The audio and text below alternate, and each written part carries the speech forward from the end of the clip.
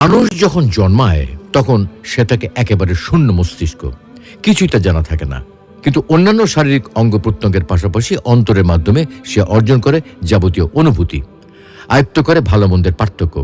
সে কথাই আল্লাহ তাআলা সূরা নাহলের বর্ণনা করেছেন এইভাবে: والله أخرجكم من بطون أمهاتكم لا تعلمون شيئا وجعل لكم السمع والأبصار والأفئدة لعلكم تشكرون।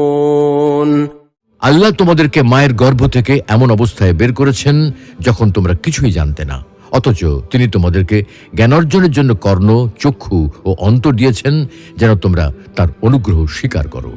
এখন প্রশ্ন হলো, অন্তর কোথায় অবস্থিত? অন্তর মানে কি হার্ট বা হৃৎপিণ্ড, অথবা হার্টের ভেতরে কি অন্তরের অবস্থান? বিবেক, বুদ্ধি কিংবা আবেগ অনুভূতি কি হৃদয় থেকে উৎসারিত হয়? ইসলামের দৃষ্টিকোণ থেকে